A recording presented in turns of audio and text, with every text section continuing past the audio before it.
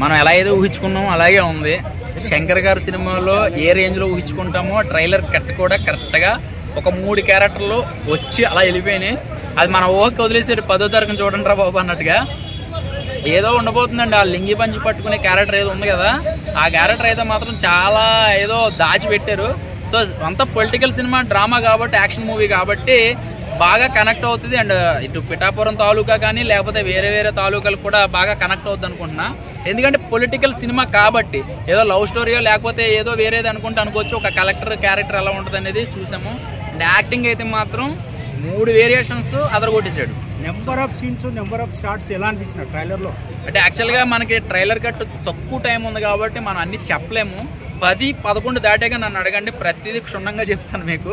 ఇప్పటి వరకు అయితే మాత్రం ట్రైలర్ని చూసి అంచనాలు వేయలేము. ట్రైలర్ని చూసి మనం కోట్లు ఎంత కలెక్షన్ వస్తుంది అనేది కూడా మనం చెప్పలేము. సో ఒక సినిమాకి ఎంతవరకు ప్రమోషన్ చేయాలి, ఎంతవరకు కావాలనేది నిజంగా ఇది కరెక్ట్. ప్రతి షాట్ ఇచ్చేసి ప్రతిదీ దానికి ఒక టైం పెట్టేసి ప్రతిదీ సాంగ్కి అన్నిటికి ప్రమోషన్ చేసుకుంటే నాకు తెలిసే దెబ్బ కొడుతుందని లెక్క. ఇది ఎంతవరకు కావాలో అంతవరకే చెప్పాలంటే. దీనికి చాలా బేభత్సంగా ప్రమోషన్ చేయాలి. సింపుల్గా వచ్చి సింపుల్గా చేస్తున్నారు.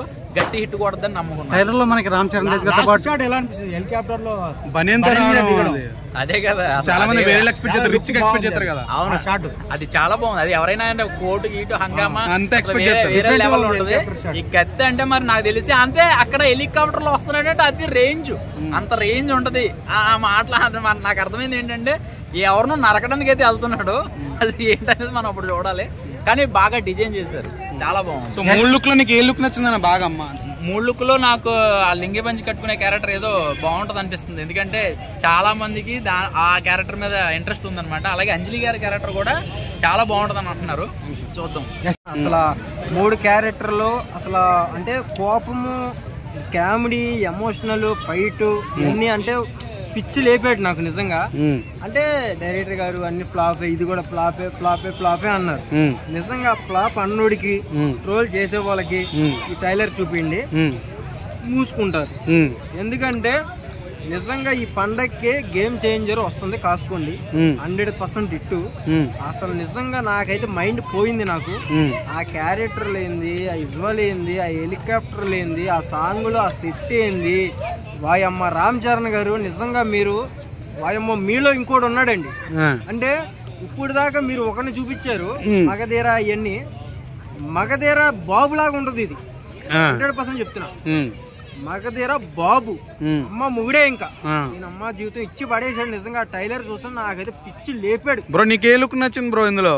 బ్రో నాకు ఒకటి పంచికట్టు ఒకటి బ్రో, తర్వాత హెలికాప్టర్ లో బ్లాక్ బనీన్ వేసుకుంది అదొకటి, తర్వాత అక్కడ కలెక్టర్ ఆఫీస్ దగ్గర రెడ్ కలర్ బండితో పరిగెత్తుకుంటూ వచ్చే విధానం, అది ఆ విజువల్ నాకు ఎక్కడ అనిపించింది అంటే మగధీరలా బస్సు వెనక మళ్ళా పరిగెత్తే విజువల్ ఉంటుంది, అది గుర్తొచ్చింది భయ. అబ్బా ఏం భయ, కట్అవుట్ ఏంది భయ, అలా ఉంది. నిజంగా పిచ్చి లేపాడు నిజంగా, చాలా బాగుంది.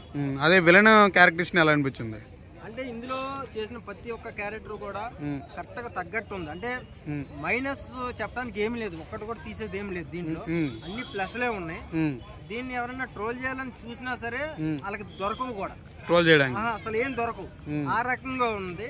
నిజంగా ఈ పండక్కి ఇచ్చి పడేసాడు అనుకోవచ్చు. మనం మ్యూజిక్ ఎలా అనిపించింది? కొట్టేసాడు మ్యూజిక్.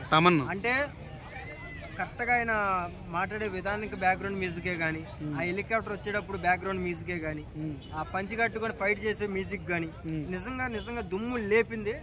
ఆ బ్యాక్గ్రౌండ్ మ్యూజిక్ అయితే నేను ఇది హైలైట్, సూపర్ ఉంది. జై రామ్ చరణ్.